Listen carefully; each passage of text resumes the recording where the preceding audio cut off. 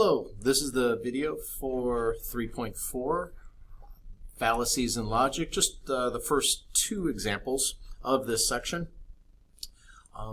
So I'm going to go ahead and go to the next slide. Now there is a video that I put in. It's real short. I think it's about 3 minutes long. I'm not going to record that right here. You can either watch it after my video or you can stop this one now and then open up the link for the slide deck in your module and then watch this video. But I'm going to move on. Okay, so here we go. So starting with something called deductive fallacies. First off, a fallacy is something that is an error in reasoning. This is different from a factual error, which is simply being wrong about a fact. Okay, so you've made some kind of incorrect assumption or decision in your reasoning. A deductive fallacy is a deductive argument that is not correct, or it's called invalid. And I'll be showing you examples of these things. And then finally here, an inductive fallacy occurs when the premises do not provide enough support for the conclusion. So remember the difference between the two that we've been going over. So this last one, if it's an inductive fallacy, you'd be making two statements that both could be true, but you're coming to a conclusion even though you don't, it's not really enough information to come to that conclusion. Okay, so let me keep on going here. Here's an example of a deductive fallacy. Okay, so remember this is using deduction but not using it correctly. So the first premise here is when it rains, the ground gets wet. So we can say, that's a true statement. If it's raining, the ground gets wet. The second premise is the ground is wet. So that's kind of assuming you go look outside and the ground is wet. So both of those could be true. However, the conclusion is not necessarily true. It says, therefore, because of those two things, it must have rained. But we know that that's not necessarily true, because what if it did not rain and someone just turned on the watering system, and that's what got the ground wet? Okay, so they don't really go together. Now, an example of turning that into a valid argument, you would say when it rains, the ground gets wet, and then you have to say it rained. Then you can conclude the ground got wet.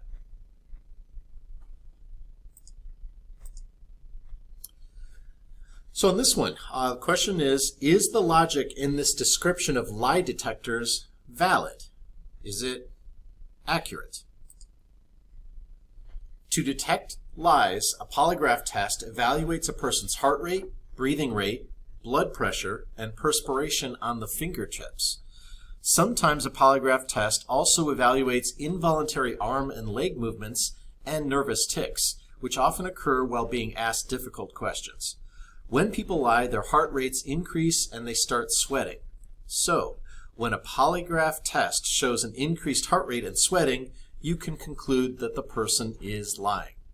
So the part that we're really asking about, is it true, is this ending part where it says so. So is kind of a word meaning like, hey, I'm about to make a conclusion here.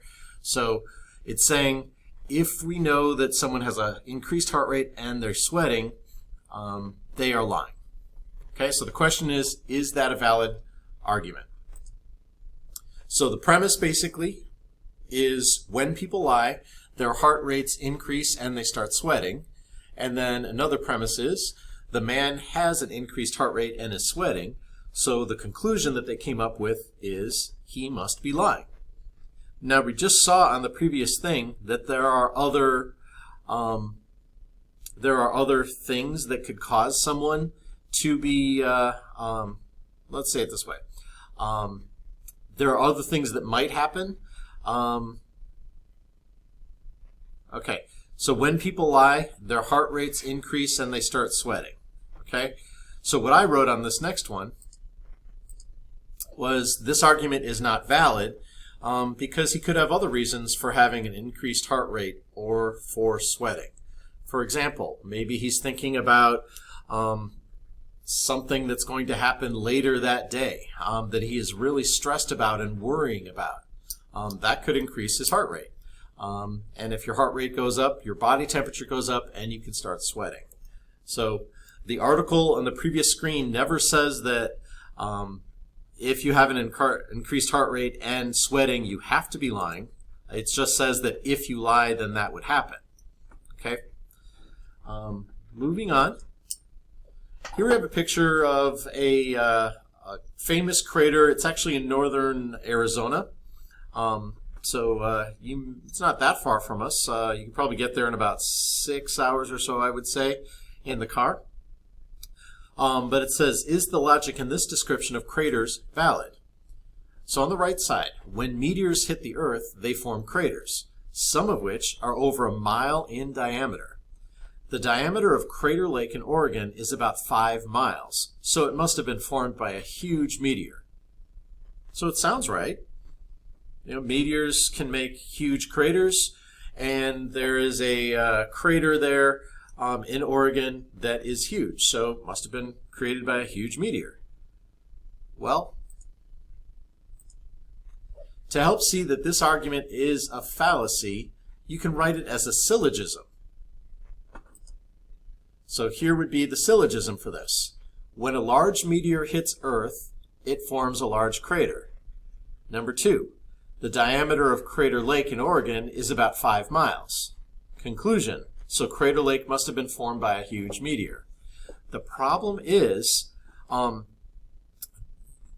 use this to be an accurate syllogism, you would have to mention a large meteor hitting the Earth. This doesn't take into account the fact that other things might cause craters. So as you can see in this bottom part, it says, in this form, you can see that the logic is not really correct. Because in this particular case, the reasoning is not only incorrect, but the conclusion is actually false. Crater Lake, as it turns out, was formed about 7,700 years ago when an ancient volcano collapsed. It had nothing to do with a meteor striking Earth. Okay, so that's the point here. Your argument is fine here with the first line. When a large meteor hits Earth, it does form a large crater. And then the second thing is true. The diameter of that Crater Lake is 5 miles. But just because you have a crater, a big crater, doesn't mean it was created by a meteor. All right, moving on to the next thing. Just a little comment here. When examining arguments, keep reminding yourself it's not about whether the conclusion is true or false. So your conclusion might be true or it might be false, but what we're really asking here is, did they do a good job? Is the conclusion deduced in a logically valid way?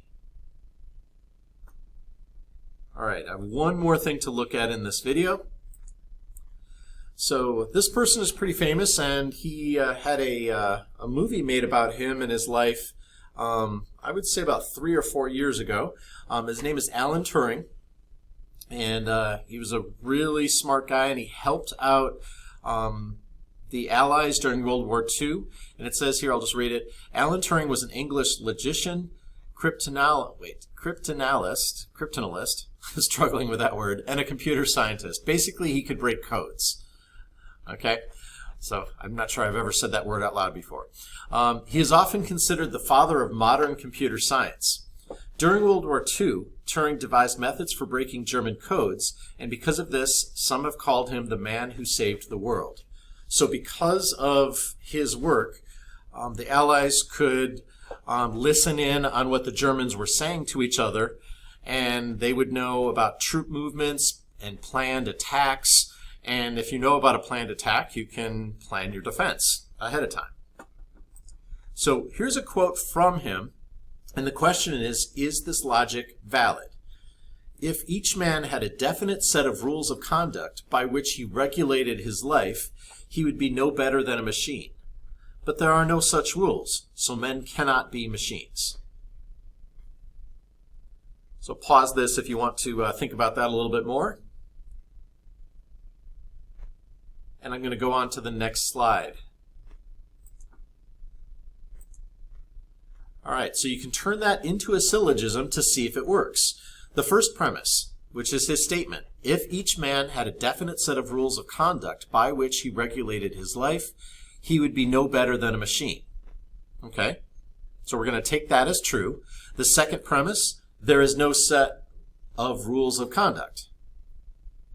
Okay, and then the conclusion, therefore men cannot be machines. Notice there's a smiley face, upside down smiley face, so he's not smiling now, he's a sad face. Because it says the argument here is not valid. This is because there could be other things that would make someone no better than a machine. Okay, so essentially this is his argument. You can't just say this is wrong. You can't come to this because you're denying the first part is true. So that's what this point is. So we've come to the end of this video, and remember there's that other video which is about 3 minutes long, so you open up the slide deck and you can watch that one. And then of course please work on the assignment that I'll post into Canvas. I will see you again on Thursday.